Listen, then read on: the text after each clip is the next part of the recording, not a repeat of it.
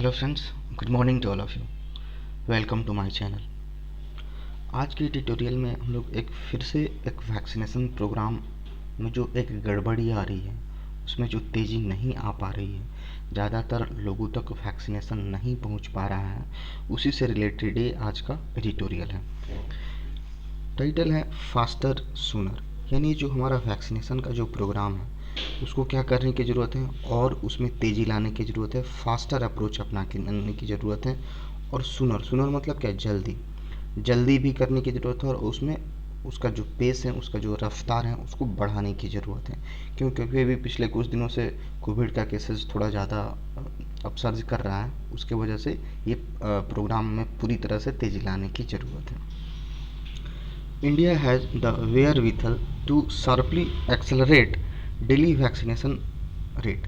कह रहा कि इंडिया हैज वेयर विथल का मतलब होता है यहाँ पे पैसा से रिलेटेड है, मनी से रिलेटेड है, और दूसरे वे में ये भी बोल सकते हैं संसाधन। यानी हमारे इंडिया के पास ऐसा संसाधन है, वैसे पैसे हैं जिसकी वजह से वो क्या कर सकते हैं, शार्पली मतलब बहुत तेज़ी से एक्सेलरेट कर सकता है, बहुत तेज़ी से बढ़ा सकता है डेली वैक्सीनेशन रेट।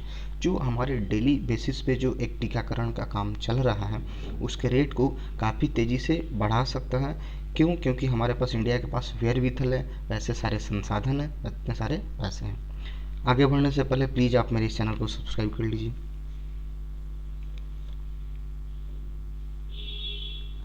कह रहा कि just 3 weeks after it rolled out the second phase of the mass vaccination programme for people above 60 years and those above 45 years with comorbidities. देखते हैं यहाँ तक। कह रहा कि just 3 weeks after its roll out of the second phase, मतलब जब से सेकेंड फेज रोल आउट हुआ, रोल आउट करने का मतलब लॉन्च होना, किसी के सामने लाना, अनवेल करना। रोल बैक का मतलब होता है किसी रूल को वापस ले लेना, विथड्रॉ कर लेना।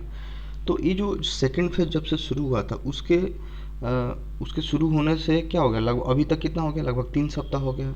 ठीक है, जो जब से सेकेंड फेज शुरू हुआ था तब से अभी तक कितना हो रहा है, 3 सप्ताह हो गया है of the mass vaccination programme for the people above 60 years. और ये क्या था, बहुत बड़ा एक वैक्सीनेशन प्रोग्राम है। इसमें पहले क्या, किसको एक प्रायोरिटी दिया गया है, जो 60 साल के ऊपर है, and those above 45 years with comorbidities. और दूसरा क्या है, जो लोग 45 साल के ऊपर हैं और उनमें बहुत सारी बीमारियाँ हैं। कोमोर्बिडिटीज का मतलब जिसमें एक से ज़्यादा बहुत सारी बीमारी हो। तो ये जो सेकंड फेज था, इसके जो लॉन्च हुआ था, रोल आउट हुआ था, उससे अभी तक कितना दिन हो गया, 3 सप्ताह हो गया है। ठीक है, मास लेवल पे एक बड़ा लेवल पे जो वैक्सीनेशन का प्रोग्राम था, प्रायोरिटी किसको दिया गया था इसमें, 60 साल के एबव वाले जो लोग हैं, सीनियर सिटीजन हैं, और जो 45 साल के ऊपर हैं और उसमें बहुत सारी बीमारियां हैं, उनको एक प्रायोरिटी दी गई थी। अब क्या हुआ है, India has now undertaken course correction. India ने अब क्या किया है, इस कोर्स में, ये जो एक वैक्सीनेशन का कोर्स था, एक जो प्रोग्राम था, उसमें क्या लाया है, करेक्शन किया है, कुछ कुछ उसमें सुधार किया है। देखते हैं क्या सुधार किया है। To vaccinate anyone above 45 years in material of comorbidities status from April 1। कह रहे हैं कि अब क्या होगा, ये जो अभी इसके पहले क्या था कि जो 60 साल के ऊपर हैं और जो 45 साल के ऊपर है, उसमें ढेर सारी बीमारी है, उनको पहले टीका लगाया जाएगा। लेकिन अब क्या किया है, इंडिया अपने जो कोर्स है इसमें सुधार किया है और ये बोला है टू वैक्सीनेट एनी वन, किसी को भी वैक्सीनेट करना है एबव 45 ईयर्स, जो 45 ईयर्स के ऊपर हैं उनको वैक्सीनेट करना ही करना है। इमटेरियल कहने का मतलब महत्वहीन। पहले इन लोगों को क्या ज़्यादा महत्व दिया जाता था कि जो 45 साल के ऊपर है उनको कोमोर्बिडिटीज है, उनको ज़्यादा महत्व दिया जाता है। अब उनकी महत्व को क्या कर दिया गया, कम कर दिया गया। इमटेरियल का मतलब होता है किसी को महत्वहीन बना देना, ठीक है, उतना इम्पोर्टेंट ना रखना। Of comorbidities status from April 1, यानी अप्रैल 1 से क्या किया जाएगा कि जो 45 साल के ऊपर है उनको कोमोर्बिडिटीज हो या ना हो, नॉर्मल भी हो, उनमें कोई बीमारी ना हो, ठीक है, तो कोविड का उनको क्या दिया जाएगा, उनको वैक्सीन दिया जाएगा। और ये जो पहले इनकी जो महत्व बढ़ गया था कि जो 45 साल के ऊपर कोमोर्बिडिटी उन्हीं को दिया जाएगा, उनकी महत्व को कम कर दिया गया। यही इस प्रोग्राम में करेक्शन किया गया है। By following the UK model of vaccination based on age bands rather than on comorbidities, UK जो यूनाइटेड किंगडम है, जो ब्रिटेन है, उसमें क्या किया गया है, उसने एक नया मॉडल लाया है, उसमें उस मॉडल के तहत क्या, उसने कोमोर्बिडिटीज़ पे ध्यान नहीं दिया है। जिनको एक से ज़्यादा जो बीमारी है उसको ध्यान देने के बजाय, रादर मतलब क्या था, बजाय उसने क्या किया है, एज बेस मॉडल को अपनाया है, एज बैंड। यानी उसने ये डिसाइड कर दिया है कि इससे इस एज से इस एज ग्रुप तक उनको वैक्सीन दिया जाएगा बिना कोई कोमोर्बिडिटी, उनको बीमारी हो या ना हो। तो इससे क्या होगा कि ज़्यादा से ज़्यादा लोगों तक वैक्सीन पहुंचेगा, ज़्यादा से ज़्यादा तक लोगों को वैक्सीन प्रोवाइड किया जा सकेगा। Millions would become eligible to receive the vaccine and be fully protected. अब इससे फ़ायदा क्या होगा कि लाखों लोगों तक ही, लाखों लोग इससे क्या हो जाएंगे, एलिजिबल हो जाएंगे, वैक्सीन लेने के योग्य हो जाएंगे। एलिजिबल करने का मतलब योग्य हो जाएंगे। पहले क्या था, बहुत सारे लोग ऐसे चाहते हैं कि उनको वैक्सीन मिले, बट इसकी इतनी ज़्यादा प्रायोरिटी थी कि 60 साल के ऊपर वाले को ही पहले दिया जाएगा, 45 साल से ऊपर है और उनको कोमोर्बिडिटीज़ हैं उनको ही दिया जाएगा। तो ये पहले एक तरह से समझा जाए तो एक रेस्ट्रिक्शन था, एक प्रोहिबिशन था एक तरह से, उसमें थोड़ा सा कमी आया था, ठीक है ना। तो अब ऐसा करने से अब इसको, जब इसमें जो सुधार आया है कि जिसको कोमोर्बिडिटी है या नहीं है उसको भी दिया जाएगा, तो इससे क्या होगा, बहुत सारे लोग इसके एलिजिबल हो जाएंगे, बहुत सारे लोगों को इसका फ़ायदा मिलेगा और वो वैक्सीन प्राप्त कर सकेंगे और पूरी तरह से सुरक्षित हो जाएंगे, फुली प्रोटेक्टेड, पूरी तरह से सुरक्षित हो जाएंगे। इंडियन मतलब वास्तव में people with comorbidities are at the greater risk of becoming critically enable.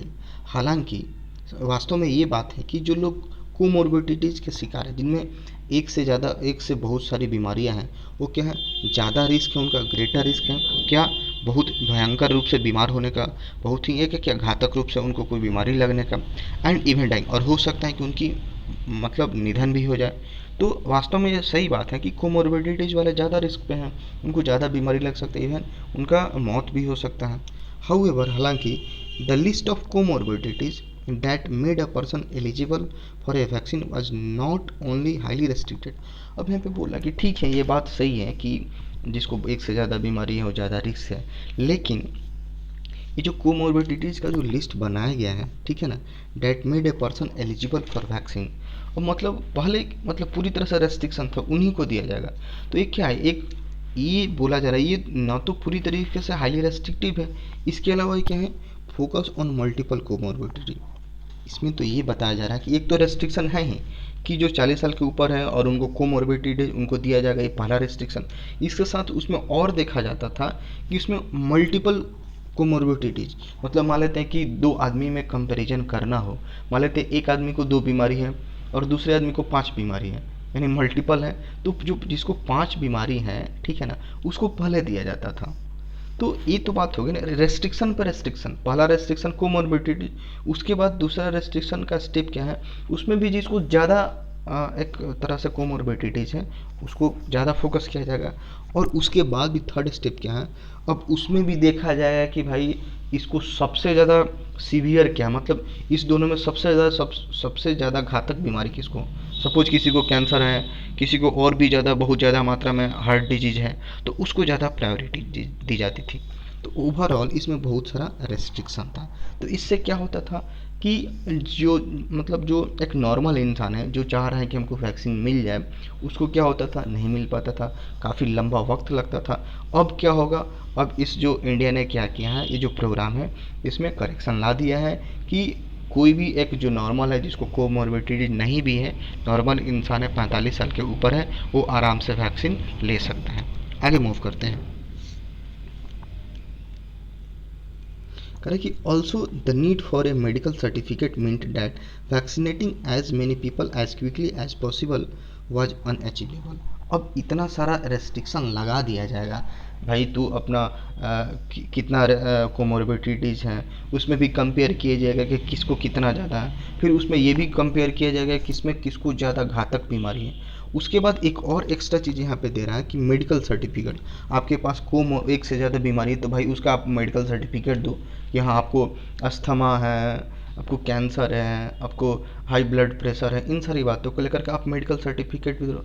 तो एक बहुत लंबा चौड़ा एक प्रोसेस हो जा रहा है, जिसके ज़रिए हम लोग जिस रेट से एक वैक्सीन को पहुंचाने, लोगों तक पहुंचाने का जो हमारा एक प्रोग्राम है, वो तो पहुंचने से रहा, तो यही बात लिखा हुआ है। And need for medical certificate, और उसके अलावा एक मेडिकल सर्टिफिकेट की ज़रूरत होती थी। मीन इसका ये मतलब है कि vaccinating as many people as quickly as possible है, यानी जितना लोगों तक जितना जल्दी हो सके ये पॉसिबल कराया जा सकता था, अब ये क्या हो गया था, अनअचीवेबल। अचीवेबल कहने का मतलब जिसको प्राप्त किया जा सके, अनअचीवेबल कहने का मतलब जिसको प्राप्त न किया जा सके। इतना सारा रेस्ट्रिक्शन होगा तो ऑब्वियसली हम लोग रीच तो कर ही नहीं पाएंगे। Since a vast majority, particularly the poor and those in rural areas, are ignorant of their underlying disease। अब यहाँ पे बोला सिंस चूँकि अ वास्ट मेजोरिटी, बहुत ज़्यादा मात्रा में, बहुत ज़्यादा संख्या में, पार्टिकुलरली द पुअर, खास करके जो गरीब लोग हैं, and those in rural area, जो कि ग्रामीण क्षेत्रों में रहते हैं, आर इग्नोरेंट ऑफ, इग्नोरेंट के साथ हमेशा ऑफ आता है, इसका मतलब होता है अज्ञान होना, अज्ञानता जिसको बोलते हैं, किसी चीज़ की जानकारी न होना, उसको बोलते हैं इग्नोरेंट ऑफ। और ये जो लोग हैं, जो गरीब लोग हैं, जो खास करके ग्रामीण क्षेत्र में रहते हैं, वो क्या होते हैं, पूरी तरह से अज्ञान होते हैं। किससे? They are underline disease. Underline करने का मतलब निहित, मतलब उनके अंदर कौन कौन सी बीमारी है उनको खुद पता नहीं रहता है। गांव में बहुत सारे ऐसे लोग होते हैं, उनको डायबिटीज़ है, पता ही नहीं रहता है, ब्लड प्रेशर बढ़ा हुआ है, बहुत सारी बीमारी है, वो उनको पता ही नहीं, उससे क्या होता है, अज्ञान होते हैं। द डिसीजन दाउ बिलेटेड, तो ये सारी बातें बोली है। अब बोला है कि जो डिसीजन लिया गया है, जो ये जो प्रोग्राम है वैक्सीनेशन को लेकर के, इसमें जो एक चेंज लाया गया है, उसमें करेक्शन किया गया है, दाउ बिलेटेड। हालांकि ये क्या है, थोड़ा सा लेट से आया है। बिलेटेड करने का मतलब थोड़ा देरी हुआ है इसमें। To make comorbidities redundant for a vaccine is commendable, कह रहा है कि हालांकि ये डिसीजन थोड़ा सा लेट से आया हुआ है, लेकिन ये जो कोमोर्बिडिटीज वाला जो एक फैक्टर था, एक से ज़्यादा बीमारी वाला जो एक सीन था, उसको क्या कर दिया गया, रिडंडेंट। रिडंडेंट कहने का मतलब अनावश्यक बना देना। पहले तो ये भाई साहब ये क्या था, एक पूरी तरह से ज़रूरी था, एक मैंडेटरी था कि आपको जो 45 के अबव है, कोमोर्बिडिटीज़ हैं, उन्हीं को वैक्सीन पहले दिया जाएगा, उनको प्रायोरिटी मिलती थी। अब क्या कर दिया गया है, इसको रिडंडेंट बना दिया गया है। रिडंडेंट मतलब अनावश्यक, हो या ना हो उससे कोई फ़र्क नहीं पड़ता है, तो रिडंडेंट मतलब यूजलेस कह सकते हैं, अनावश्यक बना दिया गया है। फॉर वैक्सीन, किसी वैक्सीन को लेने के लिए, इज कमेंडेबल। कमेंडेबल कहने का मतलब तारीफ़ के लायक, प्रशंसा के लायक। भारत ने भले ही थोड़ा सा डिसीजन लेट से लिया है कि कोमोर्बिडिटीज़ को अभी अनावश्यक बना दिया है वैक्सीन लेने के लिए, तो ये क्या एक तरह से एक काबिले तारीफ़ है, उसकी तारीफ़ करनी चाहिए। As vaccines are a tool to promote health equity, जैसे कि ये जो वैक्सीन है, ये क्या है, हमारे हेल्थ जो सेक्टर है, हेल्थ इक्विटी है, उसको प्रमोट करने के लिए, उसको प्रचार प्रसार करने के लिए, लोगों में उसके प्रति एक फेथ जगाने के लिए एक आसान उपकरण है, ठीक है, एक टूल है। अगर वैक्सीन सक्सेसफुल रहेगा, बहुत सारे लोगों तक पहुंचेगा, तो ऑब्वियसली बहुत सारे लोग उसको लेने की कोशिश करेंगे, उस टीका लेने की कोशिश करेंगे।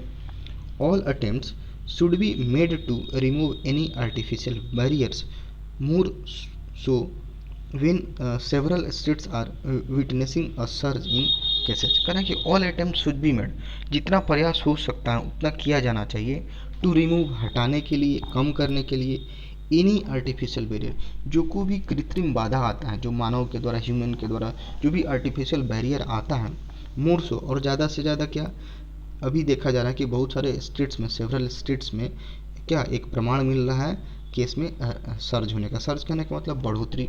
अभी बहुत सारे स्टेट्स में देखा जा रहा है कि न्यू केसेज में बहुत ज़्यादा बढ़ोतरी आ रहा है। तो इसको मतलब इसके अलावा अगर हम देखें, तो इसमें भी अगर बहुत सारा आर्टिफिशियल बैरियर आता है वैक्सीनेशन को लेकर के, तो उसको पूरा प्रयास करके उसको रिमूव करने की ज़रूरत है, उसको रिमूव करना चाहिए। While hesitancy towards the two available vaccines was partly responsible for the low uptake initially। अब यहाँ पे बोल रहा है जो हेजिटेंसी था, शुरू में हम लोग 2-3 एडिटोरियल इसी पे बेस्ड हम लोग पढ़े थे, उसमें क्या स्पष्ट रूप से लिखा रहता था कि लोगों में हेजिटेंसी है, लोग लेना नहीं चाह रहे हैं वैक्सीन, उनमें एक तरह से क्या झिझक है, ठीक है ना, एक तरह से हेजिटेंसी है। तो ये जो 2 वैक्सीन हमारे पास अवेलेबल हैं, इसमें जो एक हेजिटेंसी थी, हिचकिचाहट थी, ठीक है ना, वो एक तरह से एक आंशिक रूप से जिम्मेदार भी था, किस बात को लेकर के, फॉर लो अपटेक इनिशियली, शुरुआत में। इनिशियली मतलब क्या, शुरुआत में, अपटेक मतलब उछाल, बढ़ोतरी, वो क्या था, कम था। शुरुआती दौर में ये देखा गया था कि जो वैक्सीनेशन को लेकर के जितना रेट से बढ़ना चाहिए था, जितना अपटेक होना चाहिए था, उसमें बहुत कमी थी। तो यही एक तरह से जिम्मेदार था, जिसके वजह से लोगों में हेजिटेंसी इस दो वैक्सीन के प्रति बनी थी। There is now increasing willingness to get vaccine. अब क्या हो गया है, पहले तो लोग हेजिटेट करते थे वैक्सीन को लेने के प्रति, अब क्या हो गया है कि ये जो विलिंगनेस है, ये विलिंगनेस करने का मतलब इच्छा, ये क्या हो रहा है, बढ़ रहा है टू गेट वैक्सीनेटेड, वैक्सीन लेने के प्रति। अब वैक्सीन लेने के प्रति लोगों में जो एक तरह से विलिंगनेस है, जो इच्छा है, वो बढ़ रहा है। आगे मूव करते हैं।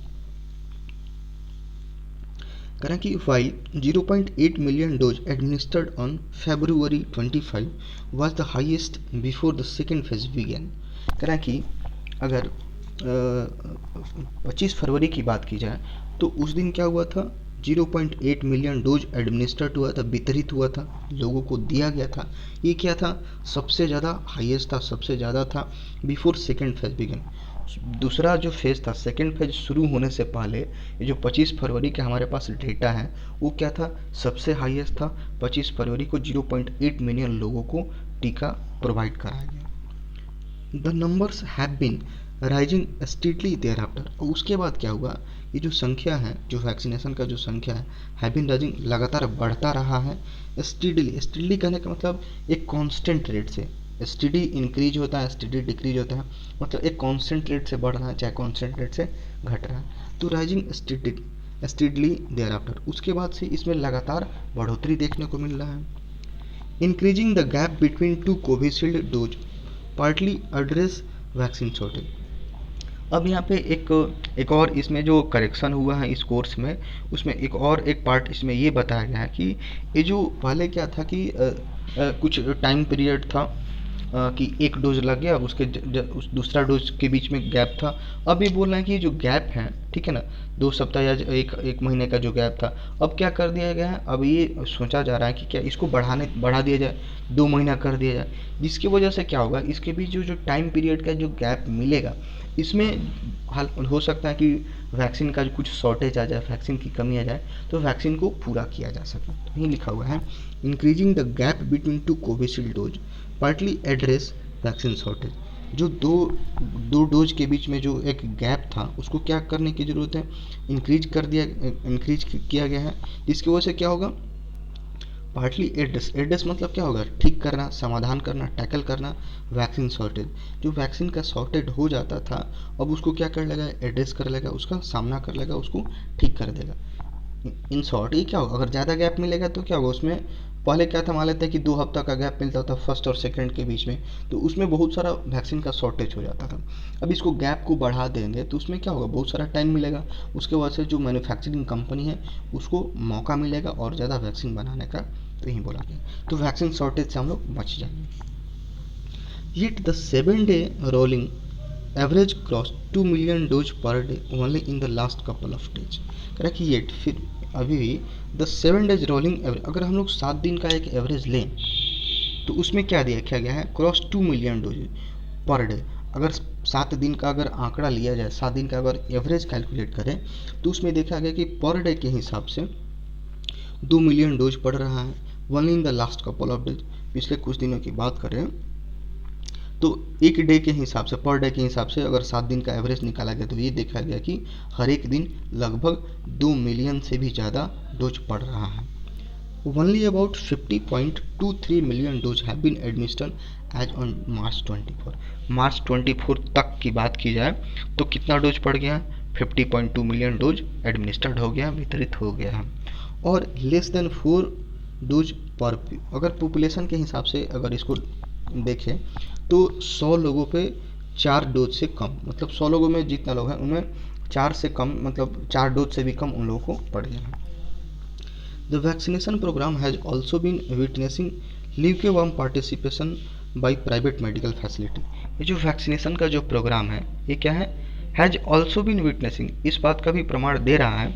ल्यूकेवर्म कहने का मतलब एक तरह से इसका लिटरल मीनिंग देखा जाए तो ल्यूकेवर्म कहने का मतलब होता है गुनगुना। जैसे हम लोग कभी कभी एक गुनगुना पानी पीते हैं तो उसको ल्यूकेवर्म बोला जाता है। दूसरे सेंस में ये बोला जाता है जिसमें इंटरेस्ट ना हो, ल्यूकेवर्म जिसमें कम इंटरेस्ट हो, ठीक है। तो ये जो वैक्सीनेशन का प्रोग्राम है, ये देखा जा रहा है कि जो प्राइवेट मेडिकल फैसिलिटी है, प्राइवेट हॉस्पिटल हो गए, वो लोग क्या कर रहे हैं, इसके पार्टिसिपेशन में बहुत ही कम इंटरेस्ट दिखा रहे हैं। इस बात का प्रमाण सामने आ रहा है। द रीजन फॉर, अब इस कारण से क्या, द रीजन कारण, इसके लिए कारण क्या है, besides the slow pace of expansion in some state, इसका कारण ये है कि कुछ स्टेट्स में जो वैक्सीनेशन का जो एक्सपेंशन है, जो विस्तार है, काफ़ी स्लो पेस के साथ हो रहा है, काफ़ी धीरे हो रहा है। नीड टू फिक्स, और इसको क्या करने की ज़रूरत है, इसको सही करने की ज़रूरत है, फिक्स करने की ज़रूरत है। मतलब क्या, ये जो प्रॉब्लम्स आ रहा है धीरे धीरे, मतलब जो वैक्सीनेशन का जो रेट है काफ़ी स्लो है, इसमें मेडिकल फैसिलिटी बहुत ही कम इंटरेस्ट, जो प्राइवेट मेडिकल फैसिलिटी बहुत ही कम इंटरेस्ट दिखा रही है, उसको फिक्स करने की ज़रूरत है, उसको ठीक करने की ज़रूरत है। The COVID-19 vaccination, which targets adults, is vastly different from universal immunisation programme. अब बोला कि यद्यपि कि जो कोविड-19 का जो वैक्सीनेशन प्रोग्राम है वो किसको टारगेट करता है, ज़्यादातर एडल्ट्स को, जो कि जो बड़े बुजुर्ग हैं उसको ज़्यादा टारगेट करता है। ये क्या है, पूरी तरह से अलग है, बहुत बहुत ज़्यादा मात्रा में, बहुत वास्टली लेवल पे अलग है। किससे, यूनिवर्सल इम्यूनाइजेशन प्रोग्राम।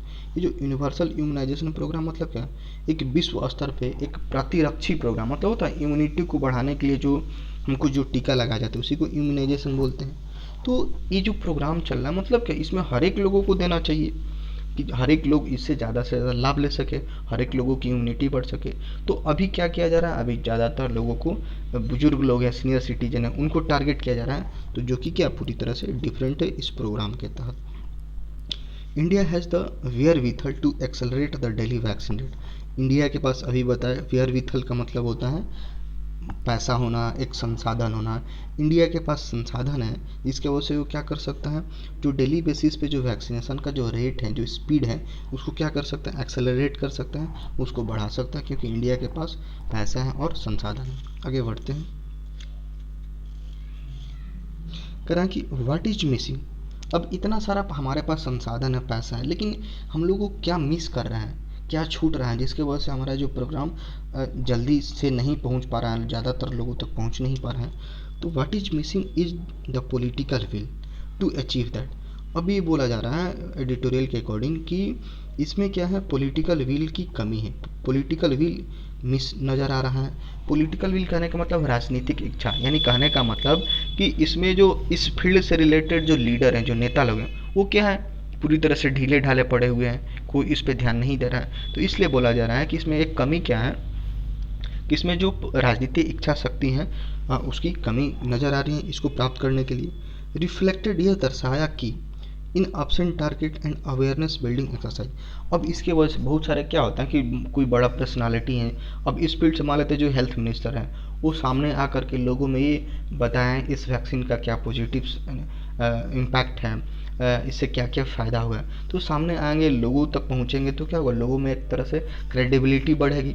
तो ये इस सारी चीज़ों की कमी है। तो बोलना है कि absent target and awareness building exercise, लोगों में जो एक जागरूकता, अवेयरनेस जो एक बिल्ड करने का जो एक एक्सरसाइज है, जो एक क्या बोल सकते हैं, एक्टिविटी है, जो क्रियाकलाप है, उसमें क्या है, उसकी लग रहा है कि उसकी कमी नज़र आ रही है, वो एब्सेंट है।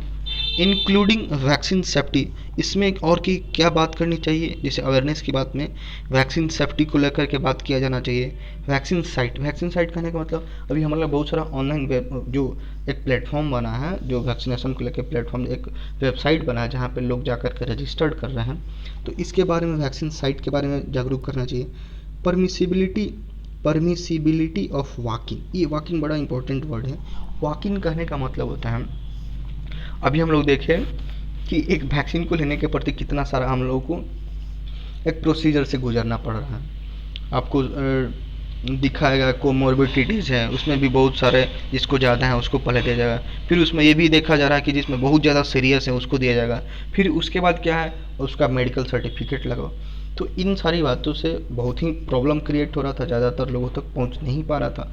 वॉक-इन का मतलब होता है किसी सर्विस को प्रोवाइड कराना बिना अपॉइंटमेंट के।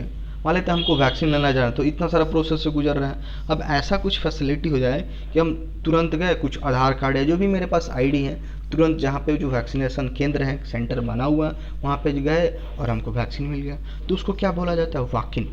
बिना कोई अपॉइंटमेंट के, बिना कोई ऑफिशियल एक क्या बोल सकते हैं उसको, ऑफिशियल कोरिजेंडम तो नहीं बोल सकता, ऑफिशियल नोटिस के आप वहाँ पे पहुँच सकते हो, तो उसको बोलते हैं वॉकिंग। तो इसकी परमिसिबिलिटी होनी चाहिए, ठीक है, कि बिना कोई अपॉइंटमेंट के जाकर के आप वैक्सीन लगाओ। तो इससे क्या होगा, जो वैक्सीनेशन का रेट होगा काफ़ी फास्ट हो जाएगा। Also unlike the immunisation programme, over reliance on CoWIN platform has made vaccination into largely passive. हालांकि ऑल्सो इसके साथ साथ और क्या दिक्कत है, अनलाइक मतलब ठीक इसके उल्टा, इसके जैसा ना हो, तो इम्यूनाइजेशन प्रोग्राम, ये जो प्रतिरक्षी प्रोग्राम है, जो एक टीकाकरण का जो प्रोग्राम चल रहा है, ओवर रिलायंस, रिलायंस मतलब होता है किसी पे निर्भर होना, ओवर रिलायंस मतलब ज़्यादा निर्भर होना, ऑन कोविन प्लेटफॉर्म, हमारा क्या बनाया गया, एक कोविन प्लेटफॉर्म बनाया, एक वेबसाइट बनाया गया है, वहाँ पे लोग जाकर रजिस्टर्ड करते हैं, फिर आगे का प्रोसेस होता है। तो इन बताया जा रहा है कि कोविन प्लेटफॉर्म पे बहुत ज़्यादा निर्भर होना, इसकी वजह से क्या हो गया, वैक्सीनेशन को क्या बना दिया, पूरी तरह से पैसिव बना दिया है। एक एक्टिव हो मतलब क्या होता है, सक्रिय, इसका ठीक उल्टा पैसिव, पैसिव मतलब क्या होता है, निष्क्रिय। यहाँ पे सेंस आ रहा है, मतलब जो कोविन प्लेटफॉर्म पे बहुत ज़्यादा लोग क्या हो गया, रिलायंस हो गया है, बहुत ज़्यादा डिपेंडेंट हो गए, जिसकी वजह से क्या हो गया, ये पूरी तरह से एक तरह से बहुत ज़्यादा मात्रा में निष्क्रिय हो गया है। Facility based exercise rather than a public health initiative. Facility based कहने का मतलब, अब इसमें क्या होगा, अब इसको क्या सुविधा के आधार पर इसको देखा जा रहा है, ठीक है, rather than public health initiative. इसको बनाया किस लिए गया था कि पब्लिक हेल्थ, एक इनिशिएटिव मतलब क्या, पहल, ये पब्लिक के हेल्थ को लेकर के ये सारी कार्यक्रम किया जा रहा है। लेकिन अब इसमें क्या हो गया है, एक कोविन प्लेटफॉर्म पे लोग ज़्यादा डिपेंड हो गए हैं, और इसकी वजह से जो फैसिलिटी बेस्ड ये बन के रह गया है। Lack of micro planning and outreach activity are further impacting uptake। कारण कि लैक मतलब क्या, कमी, ऑफ माइक्रो प्लानिंग, माइक्रो मतलब सूक्ष्म स्तर पे जो हमारा जो प्लानिंग है उसमें कमी है, एंड आउटरीच एक्टिविटीज़, आउटरीच करने का मतलब पहुंच, मतलब और लोगों तक पहुंच नहीं हो पा रहा है, उसमें कमी है। और फर्दर, फर्दर मतलब आगे किसी चीज़ में और चीज़ ऐड करते हैं तो फर्दर बोला जाता है, फर्दर इम्पैक्टिंग ऑप्टेक, ऑप्टेक मतलब उछाल बोल सकते हैं। तो ये जो हमारे जो वैक्सीनेशन का रेट है उसमें बढ़ोतरी क्यों नहीं हो रहा है, तो किसकी कमी है, हमारे पास माइक्रो सूक्ष्म स्तर पर जो प्लानिंग है उसमें कमी है, और जो जो लोगों तक जो एक्टिविटी पहुंचना चाहिए वो नहीं पहुंच पा रहा है, उसमें कमी है, जिसकी वजह से हमारा जो वैक्सीनेशन का रेट है अपटेक नहीं कर पा रहा है, उसमें वृद्धि नहीं हो पा रही है। क्लियरली, स्पष्ट रूप से, there is a case of reaching out to people to quickly increase vaccine uptake. स्पष्ट रूप से ये बात है कि अगर हमको रीच आउट करना है, लोगों तक पहुंचना है जल्दी से जल्दी, तो जल्दी से जल्दी पहुंचेंगे तब जा कर के क्या होगा, वैक्सीनेशन का जो रेट होगा वो फास्ट होगा, उसमें बढ़ोतरी होगा।